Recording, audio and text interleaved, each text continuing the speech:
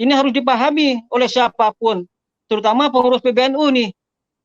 Jangan sampai Banser di bawah kena batunya, mereka malah ikut-ikut menyalahkan Banser. Ya. Banser Pamekasan sudah cukup sabar menghadapi berbagai hal yang sebenarnya menurut saya sudah saatnya mereka bereaksi. Ya. Jangan kemudian dibaca, oh ini Banser tidak mau berbeda. Kata siapa? Banser dari dulu mau berbeda, dengan non-muslim juga siap berbeda kok. Mereka akur-akur aja, sampai mereka dijaga keamanannya, di mana tidak tolerannya Banser. Ya. Oh Banser anti pengajian, kata siapa? Banser mengamankan Lailatul Ijtimah kok. Banser mengamankan Bahsul Masail. Banser biasa ngaji dan ngajinya benar. Ya. Sehingga saya sampaikan kepada teman-teman saya Banser di Pamekasan, maju terus. Walaupun saya tidak punya kekuatan apa-apa, semampu saya bersama kalian dan saya ada di belakang kalian. Jangan takut, jangan mundur, tapi tetap harus proporsional dalam melakukan tindakan-tindakan apapun. Background persoalan di Pamekasan dan beliau juga asli Madura. Kang Hotimi juga beliau adalah aktivis Banser. Kang Hotimi, bagaimana Anda melihat polemik sebenarnya di pengajian yang ada di Pamekasan? Merespon narasi, merespon wacana. Kita punya lembaga Bahsul Masail, saya kira itu sudah selesai lah. Itu bukan wilayahnya Banser, ya.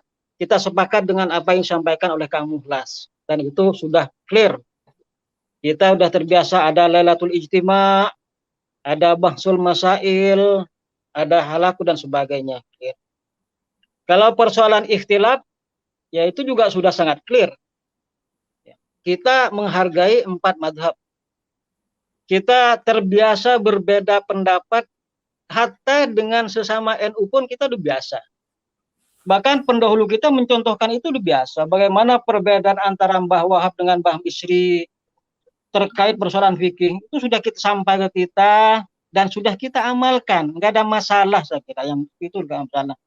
Kemudian yang ketiga, ya, yang harus dicoba perhatikan oleh semuanya ini bukan semata-mata opini yang dibangun bahwa Banser membubarkan pengajian. Karena saya yakin opini ini bukan opini yang memang sekarang aja kita dengar.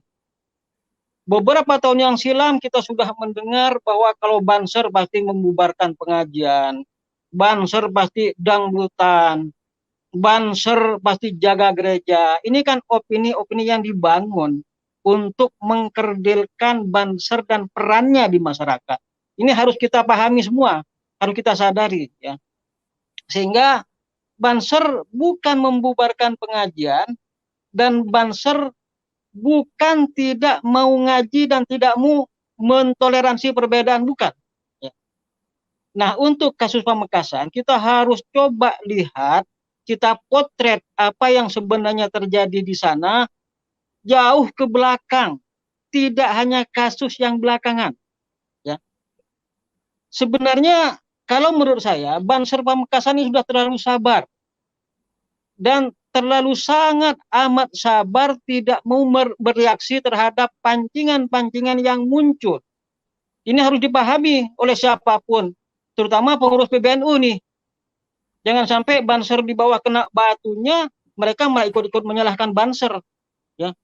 Banser Pamekasan sudah cukup sabar menghadapi berbagai hal yang sebenarnya menurut saya sudah saatnya mereka bereaksi. Ya. Kenapa? Yang melakukan persekusi, kalau kita mau buka lagi ya beberapa rilis ke belakang, itu bukan Banser loh. Dan persekusi itu terjadi di Madura bukan hanya sekarang dan bukan hanya kasus sekarang. Dan pelakunya bukan Banser. Ya. Kita pernah dihebohkan salah satu ketua MWC di Sumeneb itu dipersekusi jam 12 malam. Digeruduk rumahnya. Oleh siapa? Mereka-mereka ini. Mereka-mereka ini. Ya. Saya kira kita nggak boleh menutup mata Kemudian kita tahun 2020 ya, kita tahu bagaimana ibundanya Pak Prof Mahfud MD, usia 90 tahun, habis sholat zuhur digeruduk, dipersekusi, ya. Dan kita tahu kenapa Prof Mahfud dipersekusi. Dan ini kan terkait dengan kedatangan ya imam besar mereka yang kemudian Prof Mahfud berusaha berbicara di jalur koridor hukum, akhirnya ibundanya digeruduk. Ya. Dan sekali lagi kasus-kasus seperti ini sudah sesuatu yang sering terjadi di Madura. Saya ingin cerita ini, Kang Muhlas masih ada ya? Kang Muhlas mesti mengikuti ya. Saya ingin mencerita ini kisah. Ya, ini juga biar di catatan PBNU nih, Kang Muhlas nih, ya. Ya. Ketika siap. Ada jeda PPKM, saya ingin cerita. Ketika ada jeda PPKM itu kan ketika longgar kita boleh mudik dengan persyaratan terbatas ya. Saya kebetulan mudik ke Madura. Ya, saya kebetulan mudik ke Madura. Seperti biasa kalau mudik kan kita sowan ke guru, ziarah kemana-mana ya. Dan saya saat itu setiap malam ya, di depan rumah saya itu ada sekian banyak massa selalu mengadakan arak-arakan dengan teriak-teriak macam-macam. Dan pasti yang disorot NU. Ini harus tahu semuanya biar tidak menyalah-nyalahkan yang di bawah ya. Akhirnya apa? Suatu saat saya main ke teman sesama pesantren. Kebetulan saya silaturahmi, saya pakai jaket NU. Ini kisah nyata. Saya mempertanggungjawabkan kisah yang saya alami sendiri.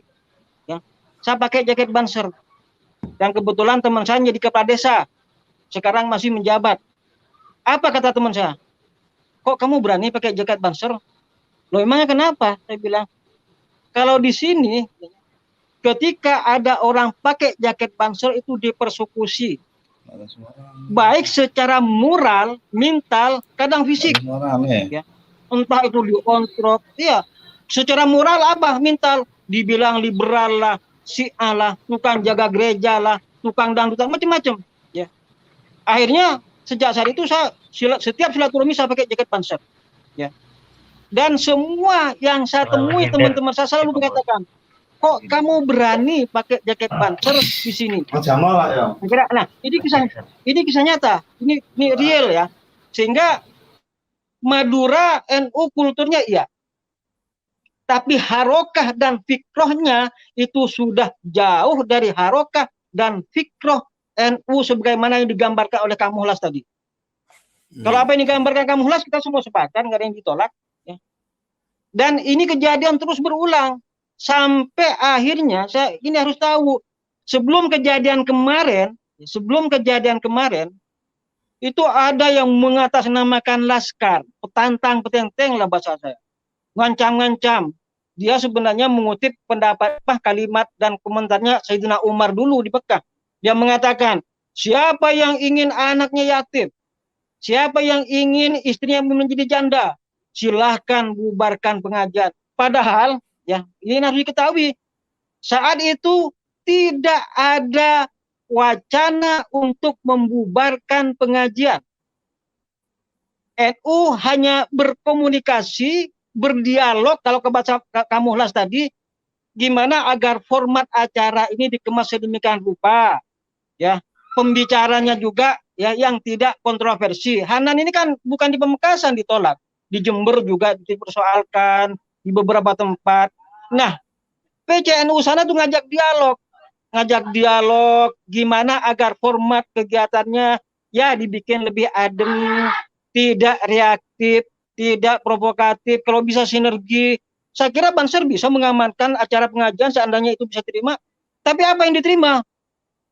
Siapa yang mau membubarkan? Kan opininya kemudian dikembangkan kembali opini lama bahwa Banser biasa membubarkan pengajian, bukan malah ikut pengajian. Diancam, kalau ingin istrinya janda, anaknya yatim, maka silahkan bubarkan. Itu yang terjadi. Maka saya kira kalaupun kemudian Banser bereaksi, saya kira itu wajar menjawab apa yang mereka provokasikan kepada masyarakat selama ini. Dan kita harus tahu, ya, belum lama ini yang diprovokasi dan dipersekusi polisi loh, oleh kelompok mereka. Di Pamekasan ada mereka akan punya acara, ya 3 bulan 4 bulan yang lalu kan rame itu. Akan ada acara, datang polisi resmi ingin dialog, bukan membubarkan. Ngajak dialog, ingin nanya formatnya acaranya gimana, kalau perlu pengamanan nanti kita amankan. Apa yang terjadi? Ada seorang ya anaknya tokoh ngambil tuak mengumumkan ke masyarakat, polisi masuk pesantren tanpa izin akan membubarkan acara. Kemudian berapa? Ratusan orang keluar dengan membawa berbagai senjata tajam. Itu sekitar 3 bulan yang lalu itu di Pamekasan terjadi itu. Polisi dipersekusi. Saya kira kita harus melihat dari berbagai aspek lah ya. Artinya spektrum penglihatan kita diperluas lah.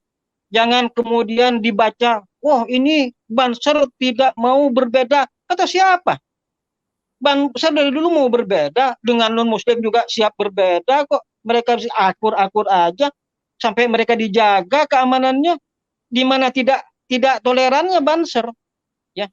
Oh Banser anti pengajian, kata siapa? Banser mengamankan Lailatul Ijtimah kok. Banser mengamankan Bahsul Masail, Banser biasa ngaji dan ngajinya benar, ya. Sehingga saya berharap ada dialog. Ya. Jadi gini, Kang Yusuf ya, di forum Postcard ini sudah ada 2 madhab nih. Kalau Gus Agu kan tadi sudah statement jelas. Kalau mereka memukul, kita rangkul. Mereka keras, kita jangan keras, kan begitu. Tapi Kang Muhlas tadi beda loh. Kang Muhlas statementnya al-hadid bil hadid. Mereka pakai besi, kita juga harus pakai besi. Di sini aja ada 2 madhab nih. Artinya apa? Saya ingin menegaskan bahwa metode menghadapi persoalan di tiap daerah itu beda. Karena persoalan itu beda. Saya kira kalau teman-teman NU Jogja menghadapi persoalan-persoalan HTI, Wahabi, Salafi di Jogja, dengan kultur keraton yang lembut, kemudian disikapi dengan apa yang disampaikan Gus Ago tadi, saya sepakat. Tapi di Madura beda, karakteristiknya beda, mereka reaksinya beda. Saya kira wajar kalau kemudian metodologi yang diambil oleh teman-teman Banser juga berbeda. Kan ada juga sebuah kaidah nih Gus Agu, likulli maqalin maqamun walikulli maqamin maqalun. Setiap daerah punya bahasa dan setiap bahasa punya tempat dan punya daerah. Artinya metodologi bisa berbeda. Tapi satu hal yang saya sepakat, baik apa yang disampaikan Gus Agu maupun Kang Muhlas tadi, NU itu memang merangkul. NU itu tidak alergi dengan perbedaan. Kita sepakat. NU itu bukan organisasi yang keras, kaku, menyalah-nyalahkan orang, kita sepakat. Itu sudah clear. Dan persoalan yang ada di Pamekasan, sekali lagi, kita harus lihat latar belakang sederet panjang kasus-kasus yang menyertainya. Kalau kasus Hanan Ataki, saya kira ini kasus, ya bukan ini sebenarnya masalah intinya, ini hanya letupan karena Banser sudah cukup lama menahan diri dan bersabar. Itu sebenarnya. Kalau Hanan Ataki tadi komentarnya juga dia NU, keluarganya NU, mertuanya NU. Saya nggak masalah. Ya, walaupun saya mungkin masih mempertanyakan, oke, dia ubudiyahnya NU, dia akidahnya NU, kemudian juga masalah furu'iyah dia ala NU, Syafi'iyah. Tapi belum tentu harokahnya, belum tentu fikrohnya, kan begitu.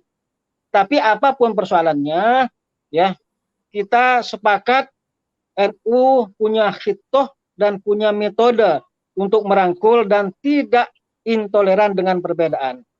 Hanya saja kasus Pamekasan, cara memotretnya bukan dipotret dari kacamata anti perbedaan, bukan. Ya, tapi potretlah lewat kasus-kasus yang pernah terjadi. Bagaimana ketua MWC dipersekusi, bagaimana ibundanya Prof. Mahfud usia 90 tahun di rumah yang hanya berdua dengan adiknya Prof. Mahfud usianya 70 tahun, habis sholat duhur dipersekusi. Kemudian bagaimana mereka teriak-teriak, ngancam-ngancam, kemana-mana ingin meyatimkan anak-anaknya Banser, ingin menjandakan istrinya Banser. Saya kira ini yang keterlaluan siapa sih sebenarnya, kan begitu. Ya. Saya kira kalau melihat rentetan persoalan, Banser Pamekasan selama ini cukup sabar dan menahan diri sesuai dengan petuah para kiai. Kalau sekarang mereka beraksi, ya sekali-kali bolehlah. Daripada ditekan terus, kan kita juga punya rumus. Kang Ago pasti lebih paham di saya nih. Sorry min gairi syiddah, rohimun min gairi du'fin. Kita harus tegas. Kita tidak kasar, tidak kaku, tapi kita tidak lemah. Kalau kasar, kaku, kita mudah dipatahkan. Kalau lemah, kita akan diinjek. Maka kita ambil jalan tengah, tegas. Kapan kita sabar, kapan kita menahan diri, kapan kita bereaksi, membalas apa yang mereka lakukan dalam rentetan panjang selama ini. Tentu balasan kita bukan balasan yang keluar koridor, tapi tetap tanpa ada kekerasan. Hanya kita meminta agar pengajian itu di stop. Itu aja kemarin. Nggak ada bentrok fisik pun nggak ada. Kemudian perusakan juga nggak ada kemarin. Dan selesai kok. Selesai dengan terjadinya kasus itu selesai. Artinya apa? Opini yang beredar di masyarakat luas, saya kira terlalu berlebihan lah. Banser membubarkan segala macam. Saya kira tidak sejauh itu. Kalau ada pengajian Hanan Ataki dihentikan, ya. Kalau persisnya dibubarkan, beda. Ya. Kalau kemudian mereka datang orasi minta agar acara ini dihentikan, ditinjau kembali, karena memang proses dialog sebelumnya sudah berjalan, negosiasi sebelum sudah berjalan, gitu loh. Nah, dan pengajian bukan langsung ujug-ujug dibubarkan, bukan. Setelah mereka datang orasi, ada dialog di antara hasil kesepakatannya, ya sudah. Kalau begitu pengajian dihentikan, kan begitu.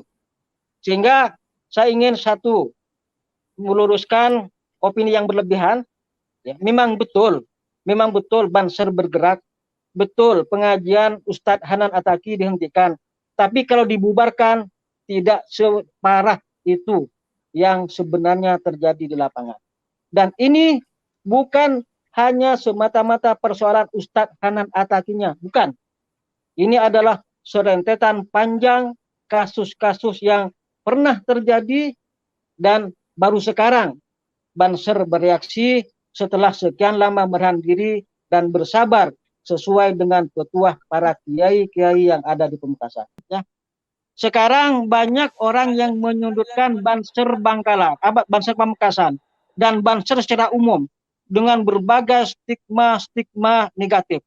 Maka di forum ini saya sampaikan, saya bukan orang yang punya kekuatan apa-apa, saya bukan siapa-siapa, tapi saya Nahdiyin. Saya sampaikan kepada teman-teman saya Banser di Pamekasan, maju terus. Walaupun saya tidak punya kekuatan apa-apa, semampu saya bersama kalian dan saya ada di belakang kalian. Jangan takut, jangan mundur, tapi tetap harus proporsional dalam melakukan tindakan-tindakan apapun.